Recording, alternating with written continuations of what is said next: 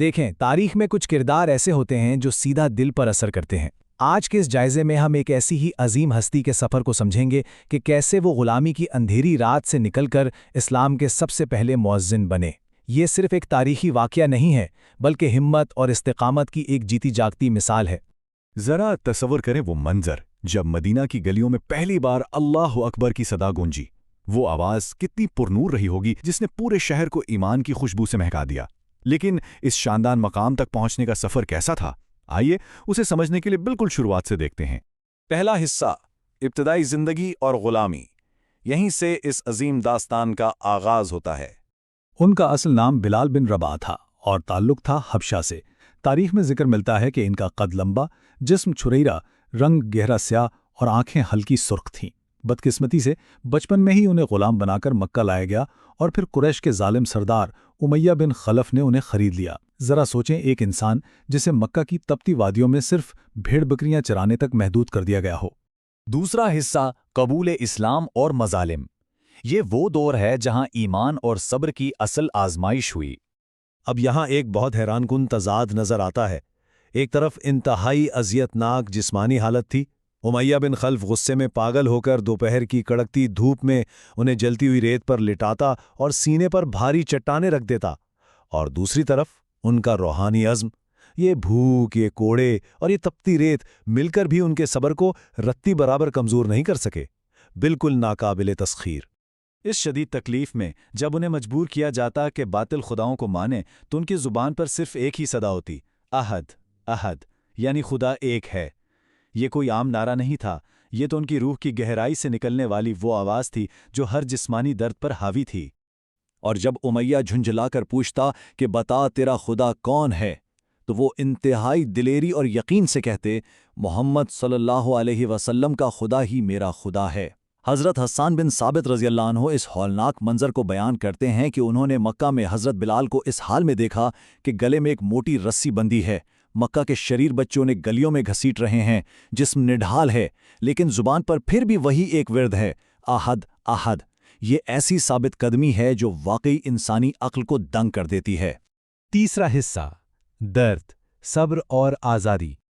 بالآخر وہ وقت آ گیا جب اس کڑی آزمائش کا اختتام ہونا تھا۔ جب ظلم اپنی تمام حدیں پار کر چکا اور انہیں کھمبے سے باندھ کر بے دردی سے کوڑے مارے جا رہے تھے، تو وہاں سے گزرنے والے حضرت ابوبکر صدیق رضی اللہ عنہ سے یہ دل خراش منظر برداشت نہیں ہوا۔ امیہ نے طنزاً کہا کہ اتنا ترس آ رہا ہے تو خرید کیوں نہیں لیتے، اور 200 درہم کی بھاری قیمت مانگ لی۔ حضرت ابوبکر نے ایک لمحہ ضائع کیے بغیر فوراً وہ 200 درہم ادا کیے اور حضرت بلال کو ہمیشہ کے لیے آزاد کر دیا، اور یوں اس دردناک دور کا خاتمہ ہوا۔ آزادی کے بالکل اگلے دن کا واقعہ ہے جب حضرت ابو بکر انہیں لے کر نبی کریم صلی اللہ علیہ وآلہ وسلم کے پاس پہنچے، جو اس وقت حضرت علی کے گھر تشریف فرما تھے۔ وہ منظر کتنا جذباتی رہا ہوگا۔ حضرت بلال کو دیکھ کر آپ صلی اللہ علیہ وآلہ وسلم کی آنکھوں سے آنسو چھلک پڑے اور فرمایا، یہ وہ شخص ہے جسے اللہ تعالیٰ کی رضا حاصل ہے۔ پھر انہیں گلے لگا کر فرمایا کہ اے بلال، جب تک یہ دنیا قائم ہے، یاد رکھا جائے گا کہ راہ اسلام میں تکلیفیں برداشت کرنے والے تم پہلے شخص ہو۔ چوتھا حصہ، اسلام کی پہلی اذان اور خادم رسول کا وہ عظیم اعزاز جو انہیں ملا۔ تو اگر ہم اس پورے سفر کو دیکھیں تو یہ کئی مراحل سے گزرا ہے۔ مکہ کی غلامی اور مظالم کی گہرائیوں سے نکل کر مدینے میں رسول پاک صلی اللہ علیہ وسلم کی قربت اور پہلی اذان کی بلندیوں تک کا سفر، اور پھر بعد میں شام کی طرف ہجرت، اور آخر میں وہ دلخراش مدینہ واپسی جس نے تاریخ کو رلا دیا۔ یہ صرف جگہ نہیں ہے، یہ سب عشق اور محبت کے مختلف ابواب ہیں۔ پھر وہ مبارک وقت آیا جب اذان کا طریقہ نازل ہوا اور نماز کے بلانے کا باقاعدہ سلسلہ شروع ہوا۔ اس وقت آپ صلی اللہ علیہ وسلم نے اپنے اس سچے عاشق کو ہی منتخب کیا اور بڑی محبت سے فرمایا، اے بلال، اذان دو۔ ان کی آواز میں ایسا سوز، ایسی گہرائی اور خضوع تھا کہ آپ صلی اللہ علیہ وسلم اکثر ان سے فرمایا کرتے تھے، اے بلال، اپنی اذان کے ذریعے ہمارے دلوں کو راحت دو۔ پانچواں اور آخری حصہ، جدائی اور آخری اذان۔ یہ ان کے عشق کا سب سے کٹھن امتحان تھا۔ نبی کریم صلی اللہ علیہ وسلم کی وفات کے بعد مدینہ کی فضا جیسے حضرت بلال کو کاٹنے کو دوڑتی تھی۔ وہ شہر ان کے لیے بالکل سونا اور ویران ہو کر رہ گیا۔ انہوں نے تڑپ کر کہا، میرے لیے مدینہ میں چین کہاں، جہاں ہر سمت محبوب کی یادیں ہیں۔